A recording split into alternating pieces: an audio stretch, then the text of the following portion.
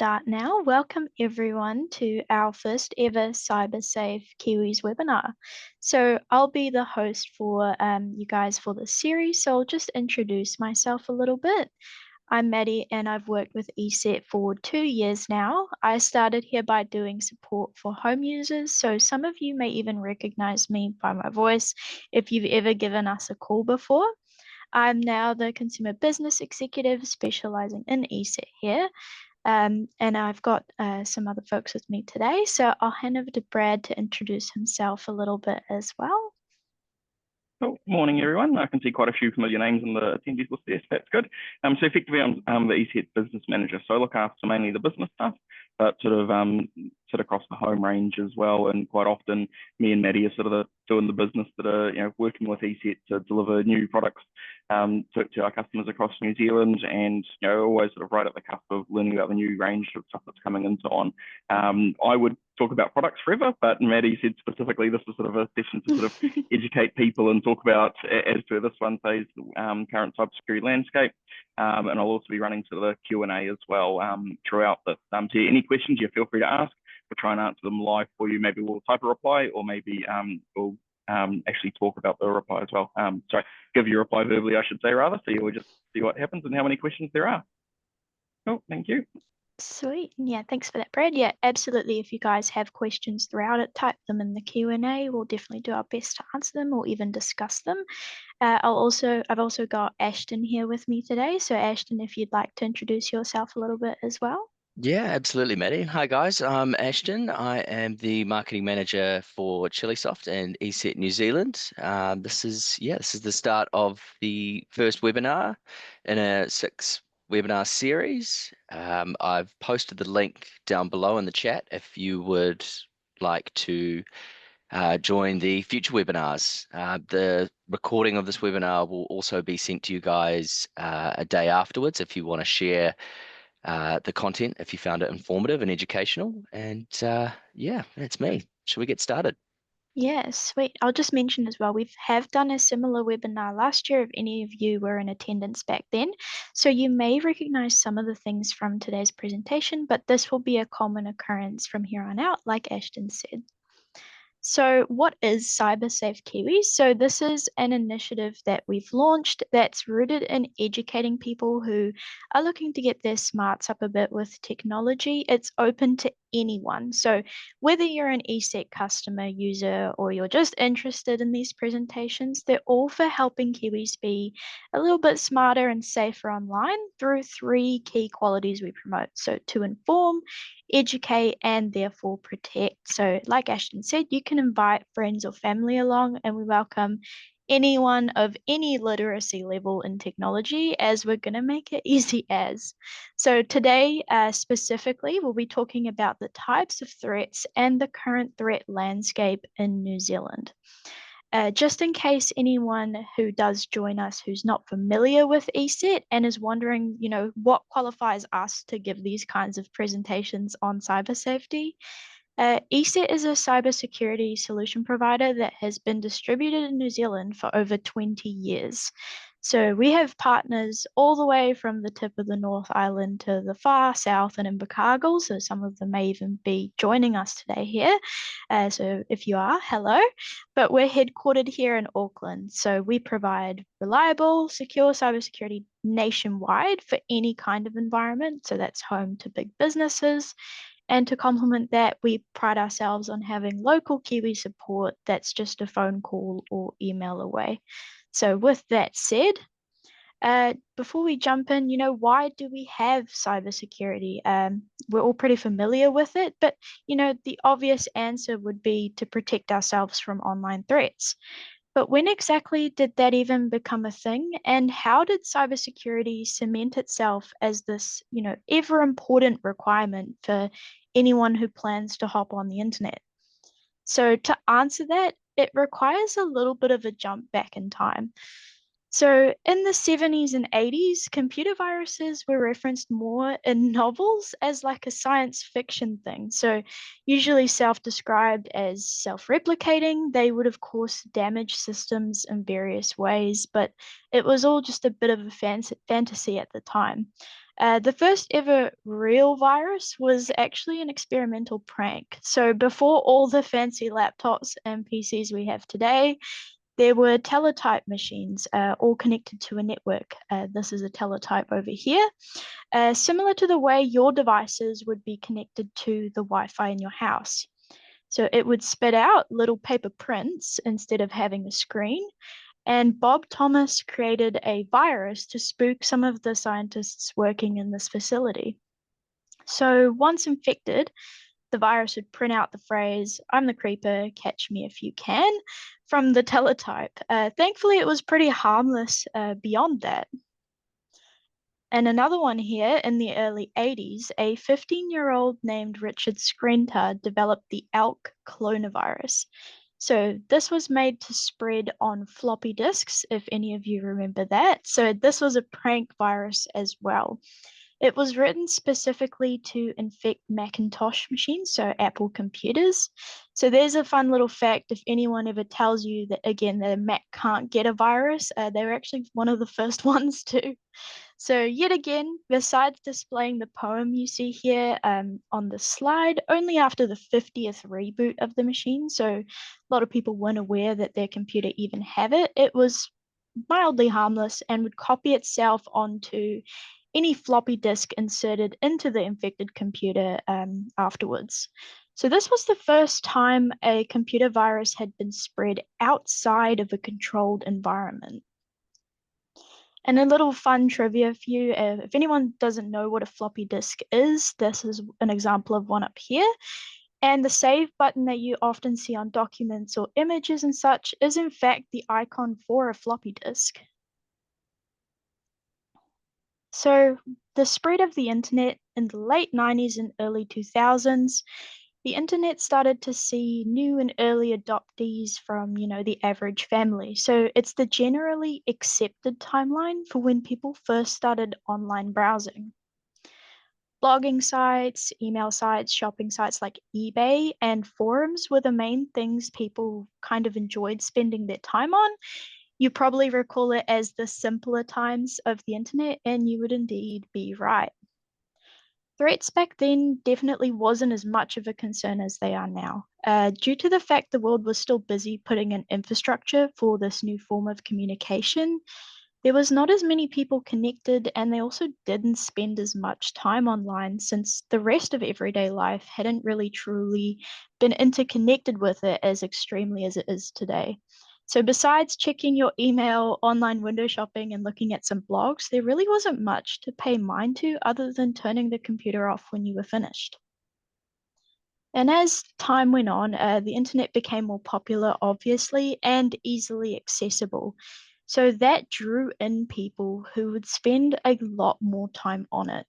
Naturally, some of them began experimenting with the lack of safeguards in place for this online world, where the possibilities just kind of seemed pretty endless. So this is a fun little one. Happy 99 was an animated display of fireworks that wished the user a happy new year, but it was also the first widespread infection via email, so also known as a worm. After it had given the user the little fireworks display, any email the user would then write now secretly would have the Happy 99 worm as an attachment every time they hit send. So when the next user or the recipient of the email opened the attachment, this cycle would just begin again. This one was also relatively harmless, though after a computer reboot, the virus would also restart itself to make sure it can continue spreading. And although Happy 99 only claimed a couple of hundred victims, the I Love You virus claimed far more, and it's infamously regarded as the first destructively malicious and widespread virus. So it also spread via an email attachment. This virus would spread by sending itself to everyone in the user's address book, even if new contacts were added later. Because it came from the original sender's email address, so it was also widely considered the first social engineering scam. So someone would receive this if it was from you, believing it was a confession of love, only to be met with confusion and now having to deal with an invasive Trojan installed on their device. To make matters even worse, they then unknowingly made everyone in their contact lists a potential next victim. So the aim of this was to run a background process and to steal the user's passwords. Now, all these words, virus, worm, Trojan, can be kind of difficult to keep up with if you're not really sure what they mean. So let's break it down a little bit easier. So let's start with virus and malware. So all viruses are malware, but viruses specifically have to self-replicate in order to be considered one. So similar to how all invasive weeds in a garden are unwanted, but for a weed to be considered invasive instead of just an unwanted weed, it has to spread by itself across your lawn. We'll continue that garden metaphor a little bit here with the definition of a worm. So a worm, it crawls through things to spread. This can be contact lists, the Wi-Fi network, or physical media such as USBs or like floppy disks that we mentioned earlier. So if it can also self-replicate, think if you removed a worm from your plant pot and another one appeared in the same spot the next day, then it can also be considered a virus. So a Trojan, if any of you are familiar with the story of the Trojan horse, where Greeks concealed their soldiers inside and then gifted it to the city of Troy in order to invade them, that's where the name for this comes from. So a Trojan pretends to be something else in order to deceive the user into opening it. Adware, which is different than normal advertisements. So adware is malicious and sometimes constant advertisements that bombard you without awareness or even consent. So unlike browsing a free website with a couple of ads spread around to help pay for it, adware often forces itself upon you through pop-ups or from anywhere on the device. Similar to a Trojan, it kind of pretends to be or disguises itself as something it's not sometimes in order to get the user to click on it. So ransomware is a type of malware that encrypts or locks your data or the entire device with a message displayed on the screen that you need to pay in order to regain access to it. So ransomware can be difficult to resolve. This is because it's essentially taken your device hostage. There is no way to reboot or restore things without risking potential damage to it if it has been coded to do so. So just using those definitions and what we've kind of learnt about them, let's apply that to some of the examples we talked about early in the session. So all three of these examples are classified as a worm because they crawled through things in order to spread. The creeper virus crawled through the network in order to spread, to go to different devices. I Love You virus crawled through contact lists, and Happy 99 crawled through any downloaded files the user might send and attached itself to it before they did. All of them are also viruses because each of these could self-replicate in case someone managed to kill their processes through rebooting the machine or attempting to stop them without some kind of removal tool. Only one of them, though, was a Trojan because it was the only one that concealed itself as something it was not in order to trick the user. But it can be a little bit complicated. It can be quite tricky to figure out what something may be when you come across something fishy online. So as you can tell, there are multiple ways to describe a single attack. And due to how much and how quickly the internet has advanced over the years, especially now with the rise of things like AI, new kinds of threats are emerging all of the time. So there are also some threats that antivirus software just can't defend against. These are normally social engineering threats.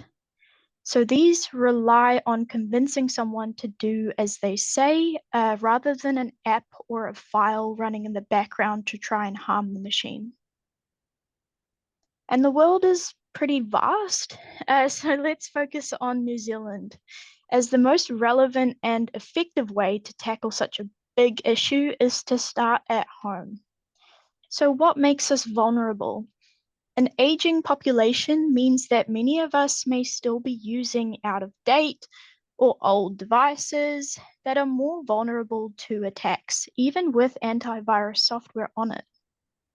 We have a lack of education in schools, even for the general public, around technology and its risks, as well as how to stay safe online. A lot of kids are growing up now with, all their schoolwork is online on computers, yet most are not really taught the critical skills to ensure that safer interaction with that kind of system is possible.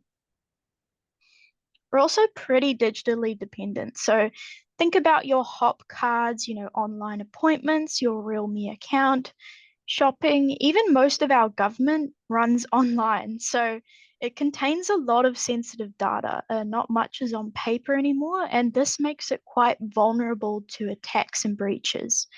Our institutions have even been victimized before by this as well. So Auckland Transport and the Waikato District Health. I believe they were also targets of ransomware and other threats. So it's not always about doing your best to make sure you're not opening a dodgy email, but keeping in mind that the people who you share your data with could also slip up in one way or another. And according to CERT NZ, the majority age group that actually fall victim to scams are middle-aged, so around the 25 to 55 age range. There can be some reasons for why the data is like this. They may be the age group that spend the most time online. Also, the fact that they're more likely to report scams if they've been victimized, because other age groups might not even realize that they've been targeted, or they're not really sure where to report these kinds of things to. But 55 and 65 plus age groups still make up for the second largest contributor to this data. So it's important to look after your loved ones online and staying informed yourself about the way the digital world is developing.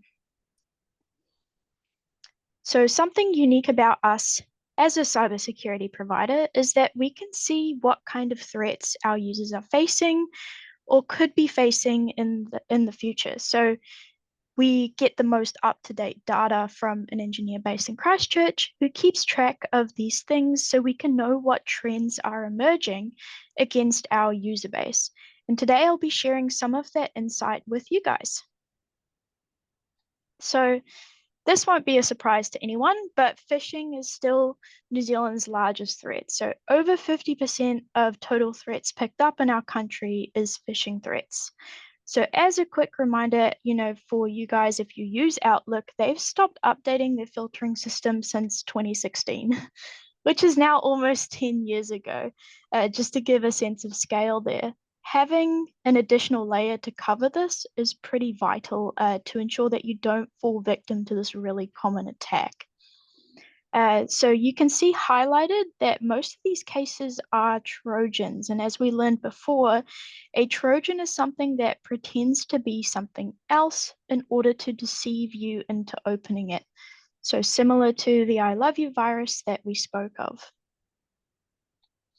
So what are some of the signs? And keep in mind for each of these signs don't apply to every single threat like this. It is just some general good to know warning signs that are more likely to be this kind of attack.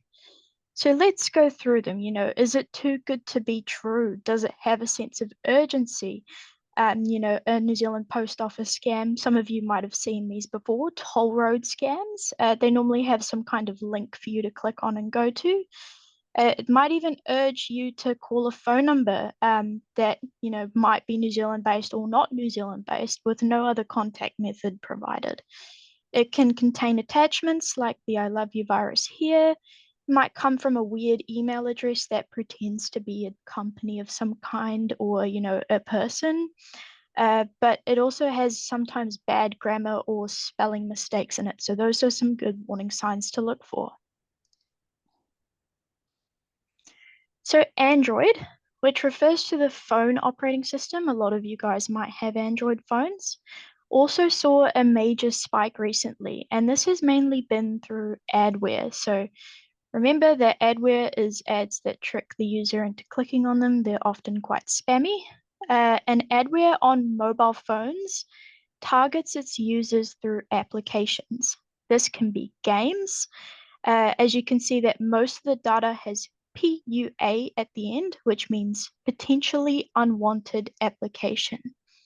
This also makes it a bit of a Trojan because when you install an app that pretends to be something else, but it's actually another thing in disguise, it makes it a difficult threat to resolve.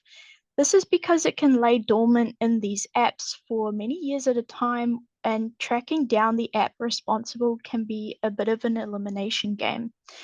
And generally, these kinds of apps are granted high access privileges by the user without even realizing, because you'd be installing it thinking it was for some kind of purpose. So again, it could be gaming apps, it could be blood pressure monitoring apps, QR code scanners, anything that has some kind of purpose, but it's a bit of a Trojan. So the best resolution, if you can't track down the app, is to save your important photos, documents, and credentials onto something else, like an external hard drive. No apps, don't transfer apps over because you're not sure which one it is. And factory reset the phone and transfer back the saved files. So here are some examples of adware. So this is up here, you can see it's on a phone. It's got some ones that are pretending to be an antivirus, a general ad here that just takes up the whole screen of the phone. These are the more common ones that we see on laptops. So again, pretending to be something that it's not. But let's look at some of the signs. So consistent spamming of pop-ups, ads can vary. So fake antivirus ones like these ones to shopping site ones. And it causes, like I mentioned, can be a bunch of different kinds of apps. Gaming apps are normally the most common form that we see this in, and a sense of urgency in the wording of the pop-up is sometimes also relevant. So, these ones here try to be very urgent about what they're saying to get you to click on it. Let's talk updates. So I know a few of you are guilty of this, and I definitely have been before, but why do things always seem to need frequent updates? And a lot of the time, it's to fix security issues that we weren't aware of or that the company wasn't aware of previously. So updates are actually a crucial aspect to keeping your devices safe. It often gets overlooked due to not many people understanding the purpose of it. Why can't things just stay the same? So let's take a look at why these are so important. With Microsoft's latest patch update, which refers to, an update that doesn't have, So with Microsoft's latest patch update, which refers to an update that doesn't have a dramatic change on how you use the device, it's just patching things up. So they had 8 zero-day vulnerabilities. So what is a zero-day vulnerability? So a zero-day is an attack that takes advantage of an exploit that's not yet known or hasn't been seen up until the attack strikes. There are no signs for a zero-day attack, which is why it's so important to make sure that your systems are up to date. Microsoft releases these patch notes that you just saw before publicly. So any bad actor can go ahead and decide to figure out those exploits and target systems that have not yet done their updates. Leaving it or postponing it for too long can make you far more at risk than the inconvenience of having to wait about 10 minutes for the system to do its patching. So please make sure that, when you do get an update, you can do that as soon as you're able to. So this is an interesting case that I'd like to talk about that we picked up personally here in our support, which is the targeting of users through meta advertisements. So Meta refers to Facebook, Instagram, and Messenger.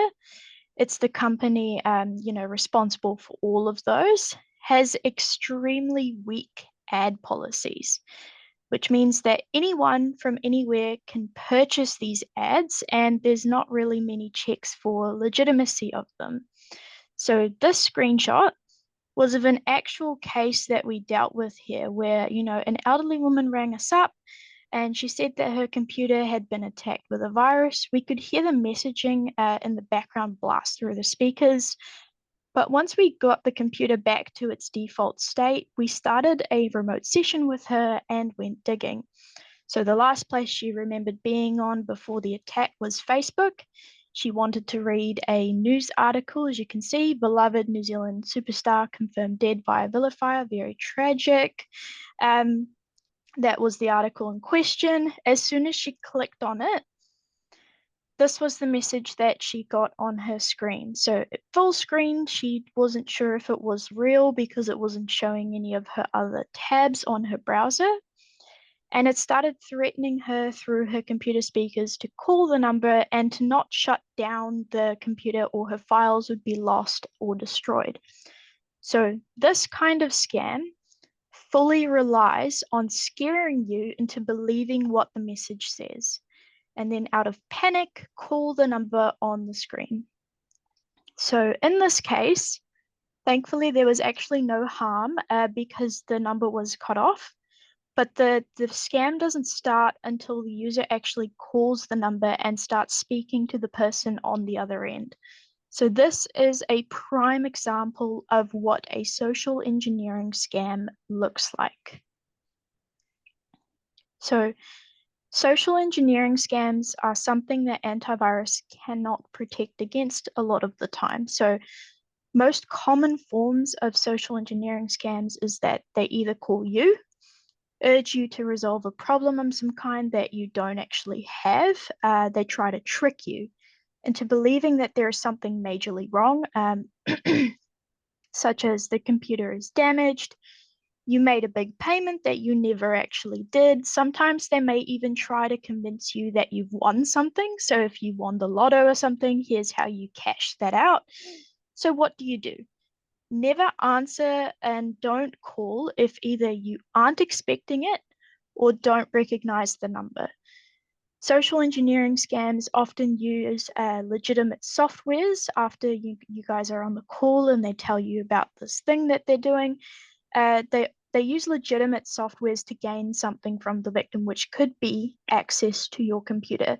So because it's a legitimate software and because you've installed it, because they've convinced you to, antivirus applications can't really defend against it. Only education can. So if you picked up the call and you're not sure, the next step is to end the call. Remember that you can always hang up, okay? And then you can contact someone trusted. So this could be your AV provider. It could be your local IT tech. It could even be a more cyber savvy family member. So if you're ever not sure about something, don't let them convince you it's fine if you've already answered. Hang up and call someone you trust if you're still unsure. So just always keep those things in mind. Don't try to figure it out yourself if you've already picked it up or given on the other end of the someone on the other end of the phone access to your device in some way before you realized it's a scam. If you have, you've given them access and you realize this is not right, shut down the computer and disconnect it from the internet. We recommend that you take it to an IT technician in order to check it for any remaining traces that the scammer could have left on the device, so the software to connect to it potentially. And remember that these scams rely on convincing you. And if you're not sure, end the call. Social engineering scams are some of the most common scams facing New Zealanders today, and it can manifest in many, many different ways. So remember, if you're not comfortable, you don't have to. So before we wrap it up here today, let's see what we've learned. So let's do a small quiz through a bit of a story scenario. So I'd like everyone to meet Craig here, who uses his laptop to catch up with family over email. do some banking, window shopping on Trade Me for dream cars, and, perusing family updates on social media. One day, Craig opened his inbox and saw an email from Noel Leeming for a brand new laptop that he has no memory of purchasing. Though he noticed that the email address that it came from looked a little bit wrong and some of the text was a little bit misspelled. The email showed that this fancy new laptop was nearly $2,000, definitely not one that he could afford to drop cash on and forget about so quickly. And if he did, so he got a little bit worried there. At the bottom of the email, it said that there's a number on the receipt he can call if he either wants a refund or to dispute the charge. Craig didn't open the receipt because he knows, good on Craig, that opening an unknown attachment is a no-go. After noticing a little bit of red flags already from everything that we've talked about today, I hope everyone can pick up on, how it's going here. So what should Craig do? He knows he never purchased a laptop that pricey, so he checked his bank account just in case. Thankfully, there wasn't a pending charge, but that's the first step to take. Most people can stop right there. If you know that you haven't done something for sure and a random text or email or call says that you did, you can just disregard it, delete it, hang up. But Craig here is still a little bit worried and that the charge might come through later. So he called his local IT man to make sure that he's taking the right steps. So remember, you don't have to just call your IT man. You can call a more savvy family member or even your AV provider if they have that service. Craig's IT man listens to the whole situation and confirms that based off what he was given, this email is most likely a scam. Craig goes ahead and marks the email address as spam and deletes the email entirely. Well done, Craig.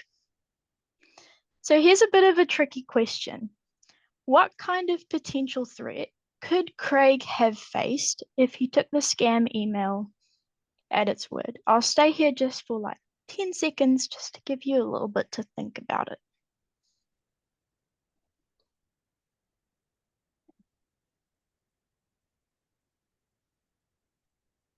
Everyone have their answers locked in their head? The answer is, could have literally been any of these. It had the hallmarks of many different kinds of threats. It had the hallmarks that similar to the ones that we talked about at the start of the presentation. It had an email attachment. It had, there's so many different ways that could have gone. But thankfully, Craig followed the proper precaution and avoided all of these threats. That's why it's so incredibly important to take proper precaution when you're browsing online or even doing the things that you normally do every day. It's just really important to keep it in mind. Antivirus can protect you if you potentially make the wrong moves. Think of it similarly to how a goalie in soccer is sort of the last line of defense. But education by itself is the most important preventative there is when it comes to minimizing risk.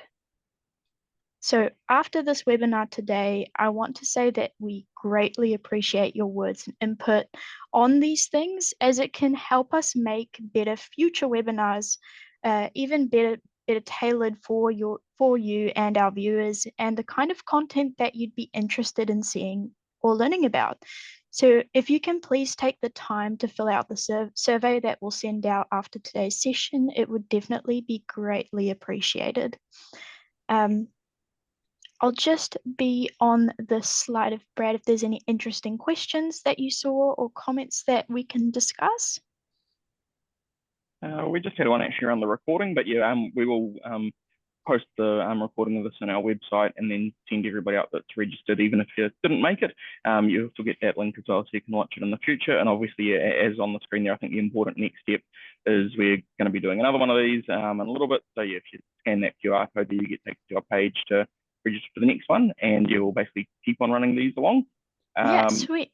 One thing also, Oh, Sorry, sorry. just Sorry one to last little interrupt bit. you I there. want to say was I did see, as I said, I recognise some of the names here as our resellers. So obviously this is giving you an idea of what these sort of events are going to be about. So feel free to invite your end user customers as well, or of course other people in the business. More than welcome to bring along as many people as you like for these.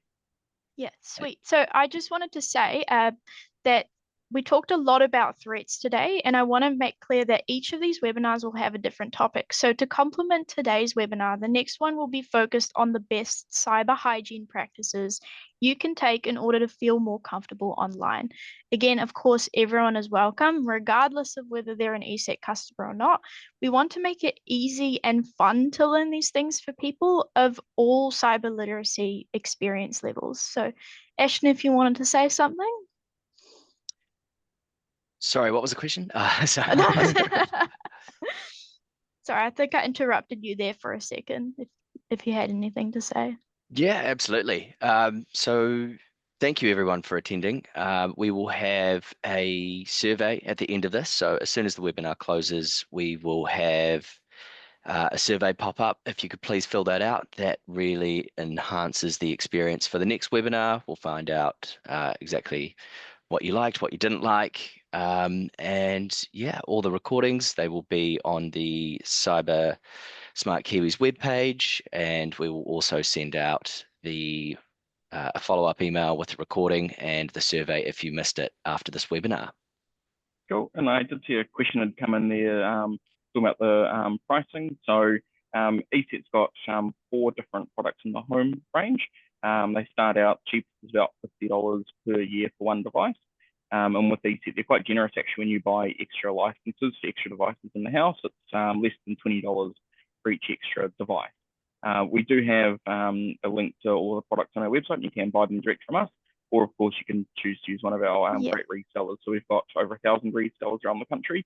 As I speak, I'm actually in Nelson because we caught up with a bunch of them last night, and we're catching up with a few more today. So we really are out and about around the entire country. And definitely, if somebody here is going, hey, I'd like ESET, but I do want to have an IT company, so buy it for me, manage the license for me, help me install it, that sort of stuff, then just reach out to us. And as I said, if you're in Nelson, great. We can link you up to a couple of different people that we really like and know and work quite closely with. But that's true of everywhere. We've got resellers in Gisborne, in Invercargill, we mentioned, or literally, if you name a town, I'm sure we have a reseller. They're all very close nearby. Awesome. Sweet. So thank you so much for joining me. Thank you for taking the time out of your days to come and sit through this webinar. And I hope you all have a wonderful rest of your Thursday. And hopefully I'll see a lot of you again and maybe some new faces at the next one. Nice. Thank you, everyone. Cool. Thank you all. Thank you. Have a great day. Thanks. Bye.